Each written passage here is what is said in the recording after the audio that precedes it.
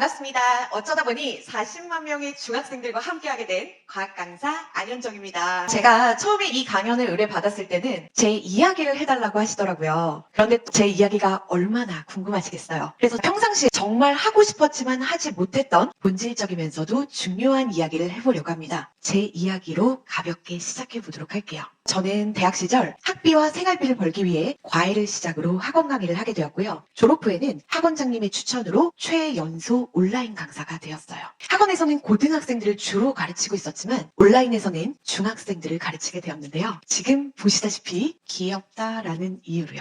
처음에는요, 한 강의에 20분을 넘기기 힘들 정도로 가르칠 내용이 너무 없어 보이는 거예요. 시간이 얼마 지나지 않아 불행인지 다행인지 교육 과정이 바뀌었습니다. 서술형이 강화되기 시작한 거예요. 그와 동시에 운 좋게 저는 과학 2타 강사가 됩니다. 자, 그렇게 저에게 첫 번째 위기가 찾아왔습니다. 저는 객관식과 단답형에 익숙한 세대였고 강의 실력 또한 정말 형편이 없다는 걸 너무 잘 알고 있었거든요. 적어도요, 메타인지는 되었던 것 같아요. 그래서 그때부터 강박적으로 잠을 줄이며 공부하기 시작했습니다. 시중에 나와 있는 웬만한 문제집, 주요적 기출문제는 다 풀어봤고요. 당시 구종교가 27권에서 나올 수 있는 서술형 문제를 다 예상해보게 됩니다. 저는요, 그때의 노력이 지금 실력의 밑바탕이 되었고 지금은 그 습관을 아직도 가지고 있습니다. 그렇게 시간이 지나면서 제 수업을 듣는 학생들이 기하급수적으로 늘어나기 시작해요. 저는 또 다른 강박이 나타나기 시작했는데요. 선생님이 안 알려줘서 틀렸어요. 선생님이 말 실수해서 틀렸어요. 이런 말을 듣는 게 너무 두려워. 조금만 말 실수를 해도 다시 앞으로 돌아가 계속해서 재촬영을 했어요.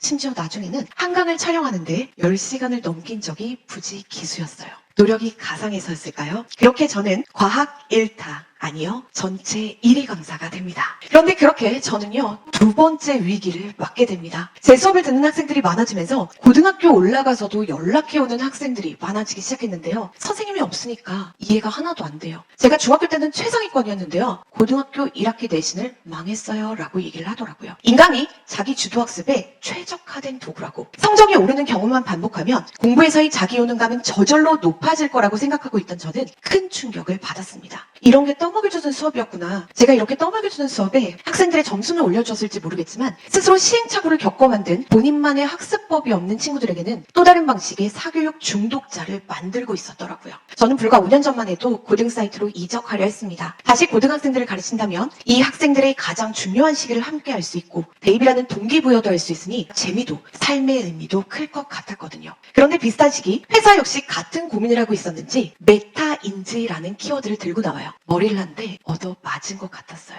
이 메타인지 학습만 될 수 있도록 도와준다면 내가 하고 있던 모든 고민들이 해결이 되겠구나. 내가 학생들 인생에서 가장 중요한 순간을 함께 하고 있었구나라는 것을요. 저는 그전까지요. 인생 1라운드의 성패를 결정하는 건 대입 준비에 달려있다고 생각했습니다. 그런데 지금은요. 중학교 시기라고 확실하게 말씀드릴 수 있어요. 학부모님들은 공감하실 것 같은데요. 과거 우리는 문제 해결 중심이 아닌 정답 중심의 교육을 받았어요. 정말 다양한 해석이 가능한 문학작품에서도 정답이 정해져 있는 거. 저 같은 이과생 그 티는요. 정말 고역이었거든요. 근데 우리가 나이가 들수록 힘들어지는 게 어쩌면 감당해야 될 문제들이 많아져서라기보다는 우리가 정답을 골라내는 연습만 했지 정작 문제를 해결해본 경험이 부족해서가 아닐까 라는 생각이 들어요. 시대가 정말 빠르게 변하고 있습니다. 또 어떻게 변하게 될지는 그 누구도 알 수가 없죠. 그런데 지금까지의 변화로 살펴본다면 주어진 문제를 제대로 해결할 수 있고 내가 가진 생각을 논리적으로 표현할 수 있고 어떤 일을 하든 핵심 역량을 가진 사람들을 원한다는 것은 변함이 없어요.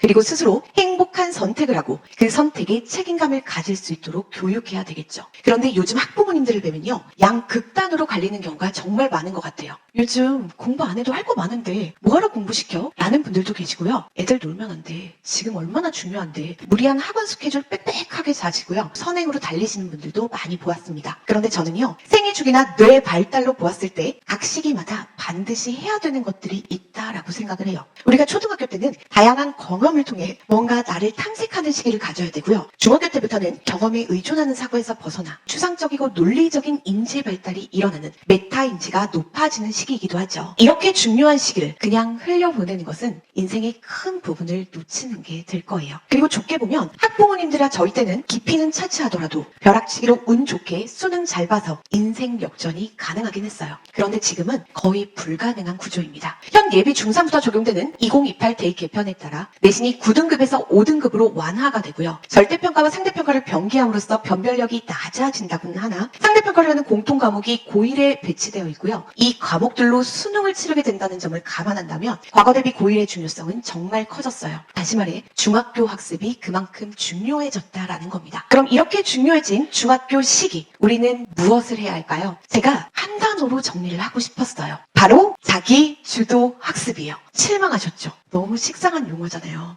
좀 획기적인 워딩을 내고 싶은데 떠오르지가 않더라고요. 그만큼 이 중요한 본질을 제대로 설명할 수 있는 게 자기 주도 학습이더라고요. 자기 주도 학습이라고 하면 혼자 공부하는 거, 학원 안 가고 인강 듣는 거라고 생각하시는데 반은 맞고 반은 틀렸죠. 자기 주도 학습은요. 계획을 세우든 수업을 듣든 복습을 하든 학습의 모든 과정에 내가 주체가 되는 거예요. 다시 말해 학부모님이나 선생님이 아닌 내가 주도권을 가져오셔야 되는 거예요. 내가 주체가 되기 위해서는요. 나에 대해서 잘 알아야 되겠죠. 다시 말해 메타인지가 필요하다라는 거예요. 최상위권들을 조사해보면 100명이 있다라고 가정했을 때 100명의 공부 환경 다 달라요. 100명의 지능 다르죠. 100명의 학습법도 달라요. 하지만 메타인지가 높다라는 공통점이 있었다고 해요. 결국 메타인지가 높으면 자기주도 학습이 가능할 수밖에 없는 거죠. 그래서 저는 이 자기주도 학습을 위해서 3가지로 나누어 보았는데요. 첫 번째는요. 공부를 지속 가능하게 하는 힘, 학습 동기가 필요하고요. 두 번째는 나만의 학습법이 반드시 있어야 해요. 마지막으로 의미 있는 노력을 하셔야 되겠죠. 학습 동기는 정말 다양하게 나타납니다. 내 환경을 극복하고자 공부를 도구로 삼는 친구들도 있고요. 부모님의 선물과 같은 보상, 다른 사람의 칭찬, 승부욕을 동기로 삼는 친구들도 있죠.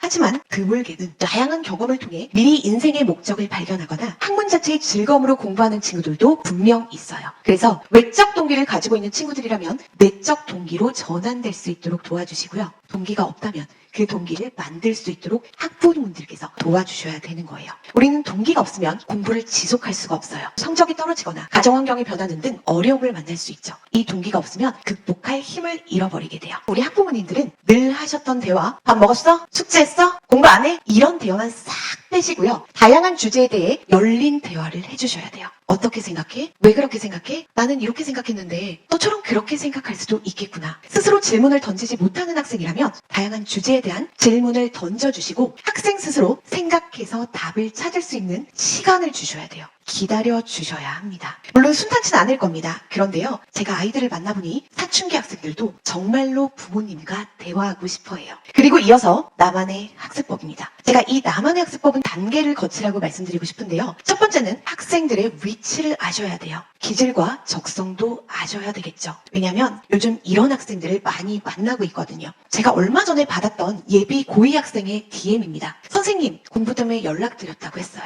고1까지 공부할 마음이 생겨 조금 이상하긴 하죠. 고2가 되었는데 이제 공부를 하고 싶은 거예요. 그런데 과학 점수가 2, 30점대래요. 아, 과학 과목만 성취도가 낮은가 보다. 저는 그렇게 생각했어요. 혹시나 해서 다른 과목 점수를 물어보았습니다. 2, 30점대래요. 이 학생은 공부 방법 자체를 모르는구나. 공부를 제대로 해본 적이 없는 학생이구나 라고 생각을 하실 거예요. 그런데 혹시나 해서 과거의 대화들을 살펴보기 시작했어요. 정말 많은 대화들이 있었더라고요. 그 중에 일부를 가져왔어요. 대화가 전혀 연결이 안 되고 있죠. 그래서 이렇게 얘기를 했습니다. 사람마다 잘하는 것, 흥미를 가질 수 있는 게 다 달라. 부모님께 너의 상황을 설명드리고 종합 심리검사 같은 걸 받아보면 좋겠다라고 얘기를 했어요. 그런데요, 비단 이 학생뿐만이 아닙니다. 요즘은 특히 코로나로 교육 공백이 있던 세대이다 보니 이런 학생들이 정말 많아요. 그래서 내 학생의 위치를 진단할 수 있는 시중에 공신력 있는 검사들이 있습니다. 이런 도구들을 적극 활용해 주셨으면 좋겠고요. 만약 느린 학습자라면 방향 자체가 달라져야 되고 그게 아니라면 내가 어떤 영역에서 강점과 약점을 가지고 있는지 정도는 파악하고 계셔야 될 것 같아요.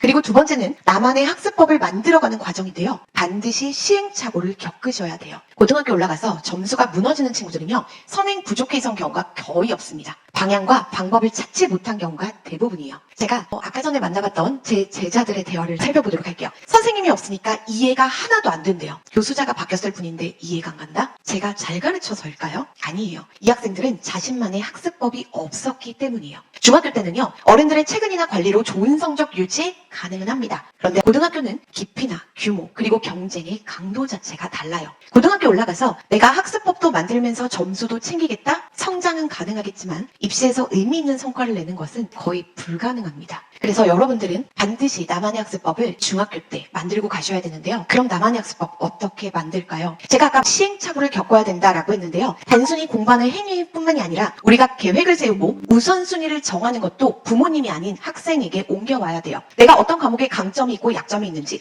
특정 과목을 어떻게 구조화시켰을 때 이해가 잘 가는지, 내가 부족한 부분이 생겼을 때 오답 노트를 쓸지, 다시 강의로 돌아갈지, 다양한 유형의 문제를 풀어볼지도 여러분들에게 맞는 걸 찾아주셔야 돼요. 보통 상위권의 공부 방법 정말 많이 나옵니다. 그런데 나에게 맞는다는 보장이 없고 중학교 때는 이러한 방법들을 적용해보면서 나한테 맞는 걸 찾는 시간이라는 걸 아셔야 해요. 이렇게 시행착오를 거쳤을 때 예를 들어보면요. 저는 조금 부끄럽지만 사회나 역사를 너무도 어려워했어요. 일단 스토리가 있다는 자체를 몰랐고 모든 걸 암기하려 했던 것 같아요. 그래서 집중이 안 되는 시간에는 제가 잘하는 수학 공부를 했고요. 집중이 잘 되는 시간에는 사회와 역사를 공부했던 것 같아요. 굉장히 단편적인 예지만 여러분들에게 맞는 학습법을 찾아주셔야 됩니다. 그런데 중학교부터 실전이라는 마음이 드나 봐요. 그래서 시행착오 자체를 받아들이지 못하는 친구들이 정말 많은데 시행착오를 겪으면서 내가 원하지 않는 결과가 나오는 것이 실패가 아니라는 걸 꼭 인지하셨으면 좋겠고요. 지금이 중요한 시기는 분명 맞지만 여러분들은 고1보다 대입이 훨씬 더 중요하다는 건 아실 거예요. 지금 준비를 하셔야 돼요.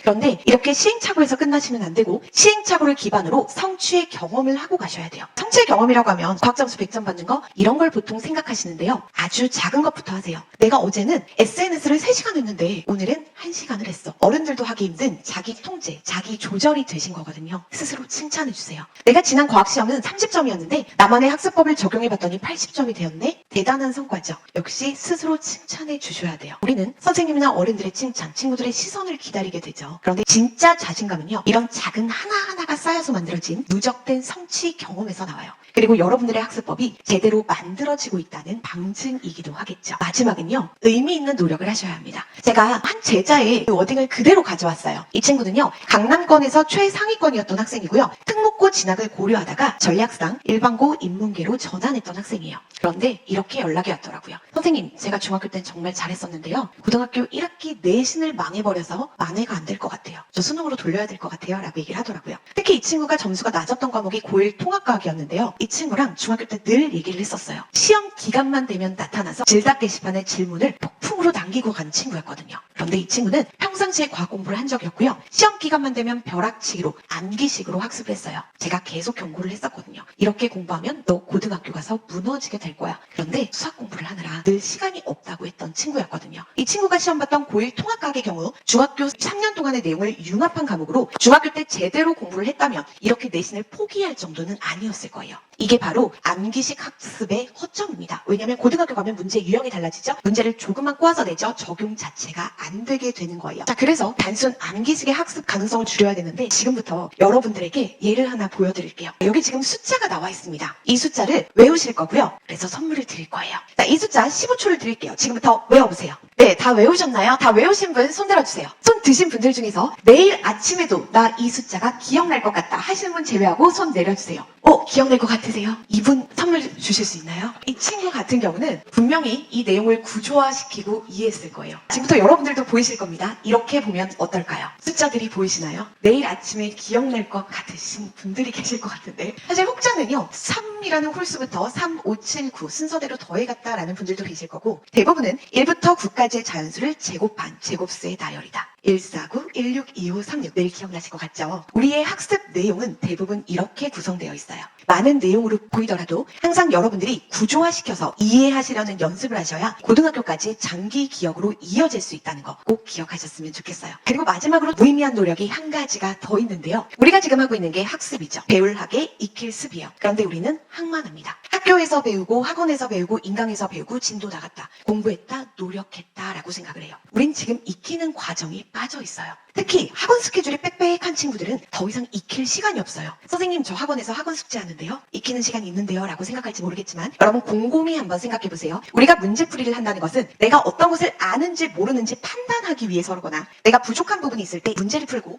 문제 분석을 통해서 필요한 지식을 얻는 과정이에요. 그런데 우리는 숙제를 위한 숙제 제출을 위한 문제풀이를 하고 있죠. 그리고 그 다음날 내가 몰라도 진도를 나가게 돼요. 심지어 어떤 학생은 내가 모르는지도 모르는 경우도 태반입니다. 그렇기 때문에 반드시 익히는 노력을 해주셔야 되는데요. 이번 교육 개편의 목표는 문이과 통합을 통해 융합형 인재를 기르는 것인데 과목 간의 통합, 지식과 삶의 융합할 시간은커녕 단편적인 지식을 이해하고 익힐 시간도 없는 거죠. 그래서 자기주도학습이 더더욱 간절해지는 때인 것 같습니다. 여러분 지금은요 그냥 스쳐 지나가는 시간이 아니고 여러분 인생에 쌓이는 시간입니다. 과학의 퇴적함을 보면 이 퇴적함의 단면을 통해 지구의 역사를 알 수 있듯이 여러분들이 지금 쌓아올린 노력, 성취의 흔적들은 어른이 된 이후에도 그대로 남게 될 거예요. 여러분들이 어떤 어른이 될지는 지금 이 시간들을 어떻게 보내느냐에 달려 있습니다. 지금 여기 한 200여 분이 계신 걸로 알고 있는데요. 그 말인즉슨 200개의 재능, 200개의 속도와 방향, 200개의 스토리가 있다는 뜻이겠죠. 우리는 모두 각자 인생의 목적에 맞게 각자 인생의 방향과 속도대로